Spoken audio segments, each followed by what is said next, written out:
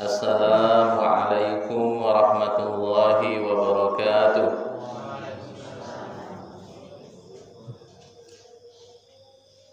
Innal hamdalillah nahmaduhu wa nasta'inuhu wa nastaghfiruh wa na'udzu billahi min shururi anfusina wa min sayyiati a'malina.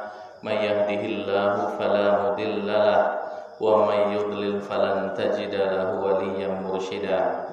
Ashhadu an la ilaha illallah wahdahu la syarika lah wa ashhadu anna Muhammadan abduhu wa rasuluh safiyuhu min khalqihi wa habibuh ballagha risalah wa addal amanah wa nasaha al ummah wa kashafa Allahu bihil ummah wa tarakana 'alal mahajjatil bayda lailuha kanahariha la yazigu anha illa man kana minal halikin. Wa ba'd, yaqulu tabaraka wa ta'ala fi kitabihil karim, a'udzu billahi minasy syaithanir rajim. Bismillahirrahmanirrahim. Masalul ladzina yunfikuna amwalahum fi sabilillah kamathali habbatin ambatat sab'a sanabil fi kulli sumbulatin mi'atu habbah wallahu yudha'ifu liman yasha' wallahu wasi'un alim. Wa yaqulu an-nabiyyu sallallahu alaihi wasallam, ala wa inni utitul kitaba wa mislahu ma'ahu. Ya sadaqallah sadaqa rasulul karim. Para orang tua kami, tokoh masyarakat, cerdik pandai, alim ulama, jamaah, kaum muslimin dan muslimat yang dirahmati Allah rahimani Allah wa iyyakum. Alhamdulillah, pada hari ini tanggal 27 Rajab 1441 Hijriah, Allah masih memperkenankan kita untuk dapat sama-sama hadir di Masjid Haqqul Yakin yang dimuliakan ini.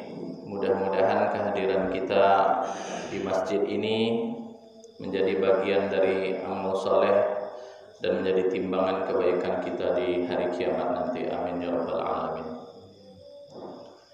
Salawat dan salam semoga selalu terlimpahkan kepada Rasulullah junjungan kita Nabi Muhammad sallallahu alaihi wasallam dengan mengucapkan Allahumma shalli ala sayyidina Muhammad wa ala alihi wa sahbihi wa sallim tasliman katsira. Bapak Ibu jamaah yang dimuliakan Allah, untuk saat ini kita insyaallah akan melanjutkan kajian kita berkaitan dengan kitab tafsir Imam Ibnu Katsir yang pada hari ini adalah pertemuan keempat dari yang kita mulai beberapa minggu yang lalu setiap kajian Ahad pagi. Wallahu a'lam. Nanti untuk selanjutnya dalam keadaan yang seperti ini tentu kita mendengar juga himbauan dari pemerintah, himbauan juga dari para ahlinya, dan himbauan juga dari para ulama bagaimana kita mensikapi keadaan semasa, keadaan pada saat ini tentu disesuaikan dengan zona-zona yang ada. Mudah-mudahan Allah mengangkat wabah dari negeri kita dan negeri kaum muslimin dan seluruh alam ini insyaallah. Amin ya rabbal alamin. Bapak Ibu jamaah yang dimuliakan Allah, minggu yang lalu kita sudah membahas tentang bagaimana diajarkan di dalam kitab tafsir ini menafsirkan ayat Al-Quran dengan ayat Al-Quran yang lain, sebagaimana yang diajarkan oleh Nabi kita Nabi Muhammad sallallahu alaihi wasallam. Hari ini insya Allah kita akan melanjutkan bagaimana pula di dalam kitab tafsir ini diajarkan bagaimana menafsirkan Al-Quran dengan sunnah Nabi Sallallahu Alaihi Wasallam. Seharusnya pertemuan ketiga, tapi karena ada pembahasan sebelumnya, yang masih perlu dibahas, akhirnya kita undur ke pertemuan keempat pembahasan ini. Ternyata dalam menafsirkan Al-Quran, Nabi SAW mengajarkan kepada kita untuk menafsirkan ayat itu juga dengan hadis beliau, hadis Nabi SAW.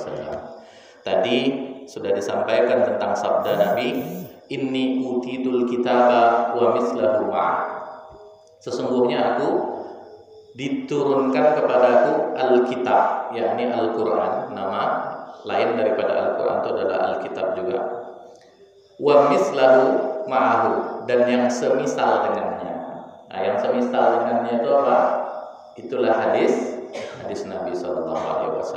Maka dalam banyak ayat kita temukan ternyata kita tak boleh lepas dari hadis Nabi. Kalau kita mengaku sebagai umat yang beriman kepada Allah Ta'ala, maka Al-Quran dengan hadis ini mesti tak berpisah. Kalau ada orang yang memisahkan Al-Quran dengan hadis, berarti dia belum memahami hakikat perintah dari Al-Quran. Karena dalam banyak ayat disebutkan tentang wa'ati'ullah wa ati'ur Rasul. Ya ayyuhalladzina amanu ati'ullah wa ati'ur Rasul. Fala rabbika la yu'minuna hatta yuhaqqimuka fima shajara bainahum tsumma la yajidu fi anfusihim harajan mimma qadaita wa yusallimu taslima. Isinya semuanya perintah, wahai orang beriman, taatilah Allah dan taatilah Rasul. Kalau taatilah Allah dan taatilah Rasul, berarti hadis merupakan sumber selain daripada Al-Quran. Masalahnya ada orang yang menolak hadis, Bu. Nah, ini ingkar sunnah namanya. Dulu pernah muncul ingkar sunnah tahun 1990-an. Itu ada aliran yang mengingkari hadis Nabi SAW. Bahkan sekarang yang berkaitan dengan wabah ini, itu ada pula yang menyebutkan periwayat hadis dari sahabat Nabi SAW itulah yang penyebar virus. Nah, itu ada aliran namanya Syiah. Dek bancinya kepada sahabat Nabi SAW. Dia tolak hadis karena riwayat-riwayatnya dari sahabat. Siapa yang menyebarkan virus? Nah, disebutkan di situ Ummul Mukminin Aisyah radhiyallahu anha dan Abu Bakar As-Siddiq radhiyallahu anhu. Nah, ini kan lucu. Tak apalah hubungannya ibunda kaum mukminin Aisyah radhiyallahu anha dengan virus corona, COVID-19. Nama kerennya. Mudah-mudahan Allah menjaga kita darinya. Jamaah yang dimuliakan Allah, ini adalah pengkaitan karena kebencian mereka begitu besar kepada istri Nabi SAW dan mertua beliau Abu Bakar As-Siddiq. Padahal kemarin sudah kita singgung bahwasanya Abu Bakar itu adalah As-Siddiq diakui oleh Nabi, dan Abu Bakar yang diperintahkan menjadi imam yang diperintahkan oleh Nabi SAW ketika Nabi sakit sebelum wafat beliau. Lalu datang orang mencaci maki sahabat. Na'udzubillah min dzalik. Nah, contoh. Nah, di sini ada contoh tentang bagaimana Al-Quran itu ditafsirkan dengan hadis Nabi SAW. Di sini disebutkan dalam surat Al-Baqarah ayat 143. Allah Ta'ala berfirman, A'udzu billahi minasyaitonir rajim. Wa kadzalika ja'alnakum ummatan wasata. Dan begitulah kami jadikan kalian umat Islam, umatnya Nabi Muhammad, sebagai umat yang wasatan. Umatan wasatan, umat yang pertengahan, umat yang adil. Alhamdulillah, umat yang akan menjadi saksi nanti di hari kiamat terhadap risalah-risalah yang disampaikan oleh para nabi dari awal sampai akhir. Maka bagaimana maksud ayat yang mengatakan tentang umatnya Nabi Muhammad SAW ini sebagai ummatan wasatan, umat yang pertengahan itu. Ternyata di sini disebutkan oleh Imam Ibnu Katsir bahwasanya umat Nabi Muhammad ini sebagaimana diriwayatkan oleh Imam Ahmad bin Hanbal, haddatsana Waqi' anil A'mash an Abi Shalih an Abi Sa'id qala Rasulullah sallallahu alaihi wasallam yud'a Nuhun yaumal qiyamah fayuqalu lahu hal balagh fayaqulu na'am. Artinya apa? Jadi diriwayatkan dari Imam Ibnu Katsir, Imam Ahmad bin Hanbal berkata, telah berkata kepada kami Waqi' dari Al-A'mash, dari Abi Shalih, dari Abi Sa'id. Nah, itu kalau hadis biasa diriwayatkan ada periwayat-periwayatnya. Lalu apa? Dia berkata, Rasulullah SAW bersabda. Nah, inilah hadis menafsirkan ayat. Apa isinya? Nanti di hari kiamat Nabi Nuh alaihissalam itu akan dipanggil di hadapan Allah Ta'ala. Lalu dia akan ditanya tentang risalah yang Allah turunkan kepadanya. Apakah engkau wahai Nuh telah menyampaikan kepada umatmu tentang agama ini? Maka Nabi Nuh menjawab, ya Allah, aku telah menyampaikan.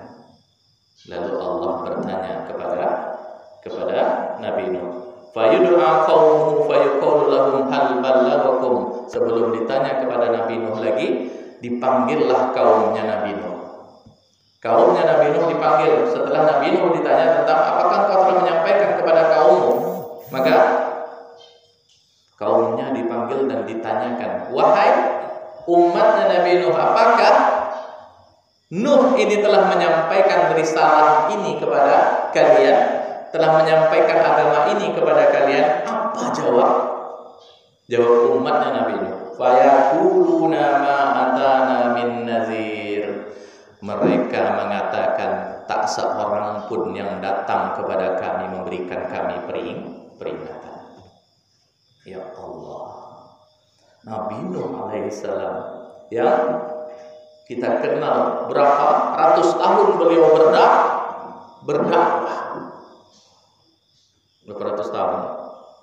1000 tahun kurang 50. Nabi Nuh alaihissalam berdakwah kepada umatnya, lalu dikatakan di hadapan Allah di hari kiamat, wahai Nuh, apakah engkau telah menyampaikan kepada umatmu? Datang umatnya ketika disuruh jadi saksi, dah sampaikan belum sama Nuh alaihissalam?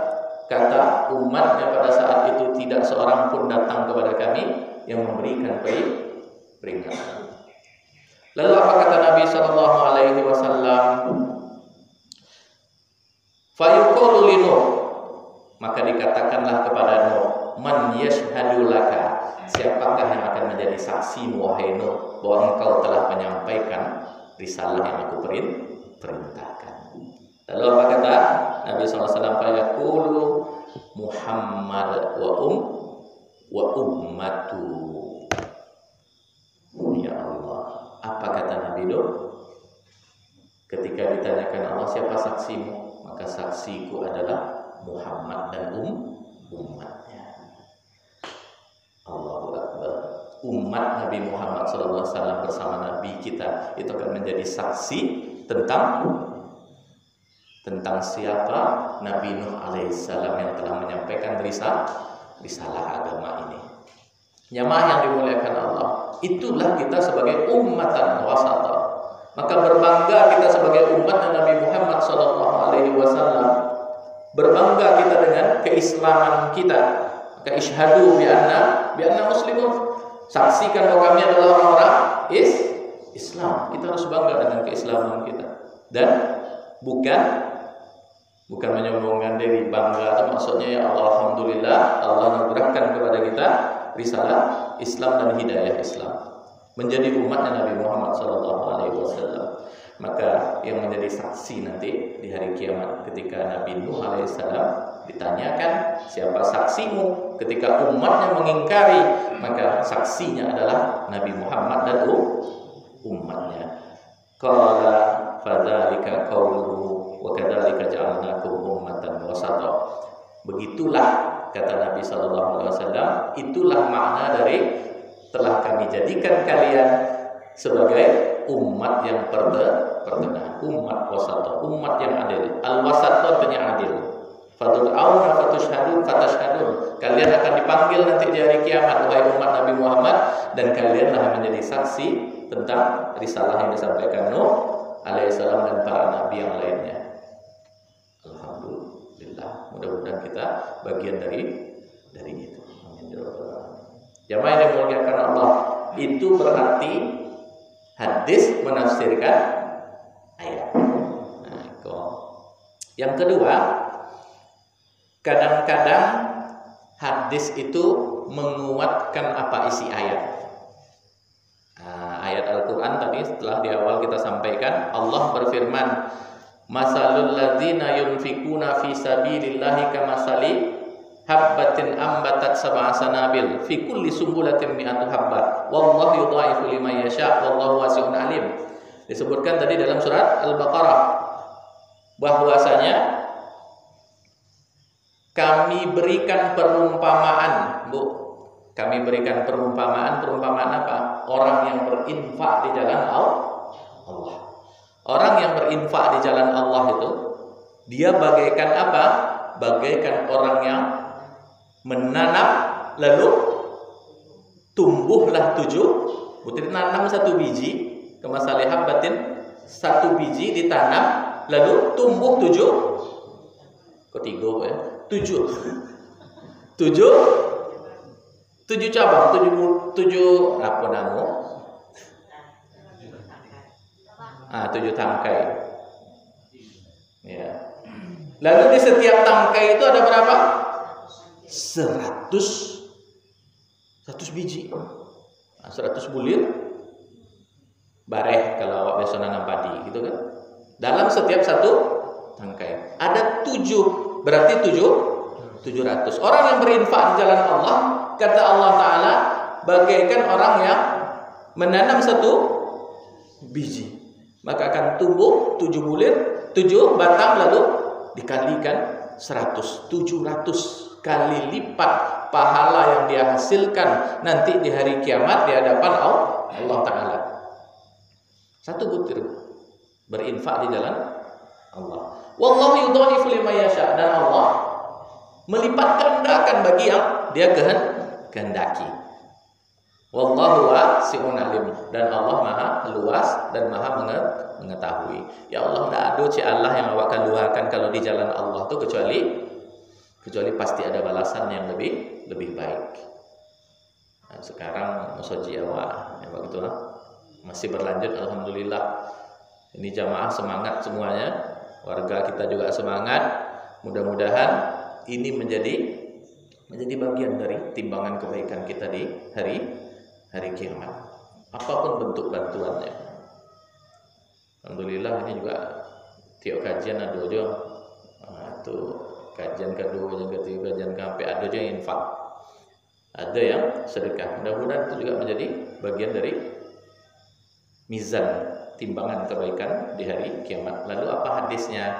Nah, hadisnya ini adalah hal yang sama disebutkan oleh di sini seorang sahabat Abu Ubaidah.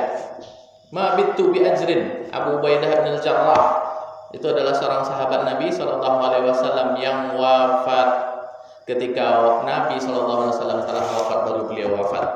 Kapan wafatnya Abu Ubaidah bin Al-Jarrah? Ketika wabah menyebar di zaman Umar bin Khattab. Zaman Umar bin Khattab tahun 18 Hijriah, wabah menyebar juga. Ada namanya at-ta'un. Idza sami'tum bihi bi ardin fala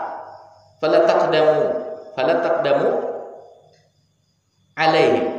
Kalau kalian mendengarkan di suatu tempat itu ada ta'un, wabah yang menyebar, maka janganlah kalian datang ke tempat itu, kata Nabi sallallahu alaihi wasallam. Maka apa? Hadis selanjutnya menyebutkan, kalau kalian berada di sana ketika Ketika wabah itu ada, maka kalian jangan keluar darinya. Kabur. Takutnya nanti juga malah menyebarkan. Karena dahulu itu sudah ada lockdown katanya. Ditutup area. Dan itu dipraktekkan oleh Amr bin As. Nah, ketika Abu Ubaidah bin Jarrah itu di negeri Syam, itu waktu itu di 30 km dari Palestina, itu terjangkit wabah di situ, dan Abu Ubaidah di sana, Abu Ubaidah bin Jarrah ketika itu di sana dipanggil oleh Umar bin Khattab untuk pulang ke Madinah. Tapi Abu Ubaidah mengatakan, bagaimana aku akan meninggalkan pasukanku yang ada di sini sementara mereka terkena wabah, dan aku berangkat ke kota Nabi SAW. Tidak mungkin aku melakukan itu. Mungkin beliau juga ingat tentang hadis Nabi tadi. Jangan kau tinggalkan tempat yang terkena wabah, kalian di situ. Lalu apa?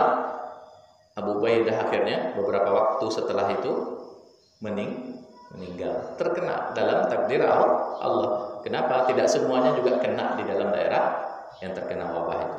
Bukankah Allah Ta'ala berfirman, "Qul la yusibana illa ma kataballahu lana." Katakanlah, tidak akan menimpa kami kecuali apa yang telah Allah tetapkan kepada kami. Maka sikap yang diambil ketika itu oleh Abu Ubaidah dan oleh para sahabat adalah sesuai dengan yang disampaikan oleh Nabi SAW. Maka ketika digantilah dengan Mu'az bin Jabal pimpinan pasukan, Mu'az pun meninggal dan akhirnya diganti oleh Amr bin As. Amr bin As ini terkenal sebagai gubernur Mesir. Nah, waktu itu memimpin negeri Syam menggantikan Mu'az bin Jabal. Maka pada saat itu Amr bin As memerintahkan orang-orang untuk social distancing. Ini istilah baru ini kan, social distancing. Amr bin As memerintahkan untuk apa? Mengambil jarak. Jarak semeter. Ya. Untuk apa? Untuk memutus mata rantai penyebaran virus. Untuk kayak mana Ustaz? Jadi itu sudah dilakukan oleh sahabat Nabi SAW. Jadi kita kalau diinstruksikan seperti itu oleh pemerintah, kita serahkan kepada orang yang tahu. Oleh para tim pakar kedokteran mengatakan harus begini, tim virus mengatakan begini, di bawah pemerintah, maka udah kita ikuti saja. Mudah-mudahan itu kebaikan. Ulama berfatwa tentang keadaan pada saat itu, pada saat ini mungkin berubah. Maka bukan berarti ulama merubah hukum. Nah, ini yang jangan salah pahami kan. Nanti ada ulama yang mengatakan, apa pula? Awak kau kanlah matilah ditakdirkan oleh Allah Ta'ala, maka kok takui pula. Kalau nak kanai iya nak kanai kalau Allah takdirkan dah kanai. Tapi bukankah Rasulullah SAW ketika berjihad di perang Uhud beliau memakai baju besi? Nah, kalau tidak akan kanai itu selesai. Tapi Rasulullah mengajarkan kepada kita untuk berbuat. Ya, semua takdir Allah dan kita beriman kepada takdir. Itu bagian dari rukun iman kita. Kadar yang baik maupun yang buruk. Tetapi kita diperintahkan untuk ikhtiar, untuk berusaha. Aku diperintahkan oleh Nabi SAW. Nabi pun berangkat jihad pakai baju besi, pakai 2 lapis pula. Berarti kita diperintahkan ikhtiar. Amr bin As mengajarkan untuk memisahkan diri. Tidak usah pergi ke kota, tidak usah pergi ke tempat keramaian, tidak usah pergi ke mall, tidak usah pergi apalagi bioskop, apalagi ada yang ditutup di situ atas nama masyarakat tampan. Alhamdulillah, koro-koro ya, nanti banyak mudaratnya. Tidak ada pun wabah, koro-koro dan buka. Ikut di masa wabah pun nak buka koro-koro. Astagfirullahaladzim. Berarti kan berani sekali. Padahal ada hadis Nabi SAW yang berkaitan dengan orang kok masih bermaksiat di masa wabah. Itu berarti orang-orang yang berlebihan dan melampaui batas. Nauzubillah min dzalik. Jamaah yang dimuliakan Allah, Jam berapa? Adole. Yang selanjutnya, nah ini contoh lagi. Ini tadi kita sudah bahas berkaitan dengan bagaimana hadisnya tadi Abu Ubaidah. Hadisnya apa tadi? Man anfaqa nafaqatan fadilatan fi sabilillah fasabu mi'ah. Jadi hadis disampaikan oleh Abu Ubaidah dari Nabi SAW. Ternyata isinya menguatkan apa yang ada di dalam Al-Quran. Siapa yang berinfak di jalan Allah, maka keutamaannya adalah sama dengan 700 kali lipat. Wa man anfaqa ala nafsihi wa ahlihi aw 'ada maridan fal hasanah bi asyri amsalihah. Maka siapa yang berinfak untuk dirinya, atas dirinya, keluarganya, ataupun dia menjenguk orang sakit, maka satu kebaikan dihitung 10 kali lipatnya. Baca Al-Quran juga begitu. Dalam Al-Quran satu huruf dihitung 10 kebaikan. Wasawmu junnah man lam yahrikuha wa man ibtalahu Allahu azza wa jalla bi bala'in fi jasadi fa huwa lahu hittah. Dan siapa yang berpuasa maka sesungguhnya puasa itu adalah benteng baginya, dan siapa yang Allah uji dengan suatu ujian maka baginya ada kebaikan. Kalau diuji Allah dalam jasadnya, kalau dia bersabar, maka pada hakikatnya Allah akan berikan limpahan pahala. Mudah-mudahan Allah berikan kita kesabaran. Karena orang mukmin itu sungguh menakjubkan dan mengajaibkan. Ada dua perkara yang menimpanya, entah itu kebaikan atau keburukan, sikapnya ada dua saja: syukur dan sabar. Syukur dan sabar. Syukur dan sabar. Ajaban li amril mu'min idza asabathu wa ajaban li amril mu'min, menakjubkan perkara mukmin. Inna amrahu kullahu khair, sesungguhnya urusannya mesti baik. Batu baik. Karena apa? Idza asabathu sarra syakara fa kana khairan lah, wa idza asabathu dharra sabara fa kana khairan lah. Kalau ditimpa dengan kebaikan, maka dia akan bersyukur. Kalau ditimpa dengan kesusahan, maka dia akan bersabar. Hanya dua itu saja sikap kita. Dan hidup itu ternyata begitu, Bu, ya. Hidup nih sikapnya memang dua saja cara menghadapinya.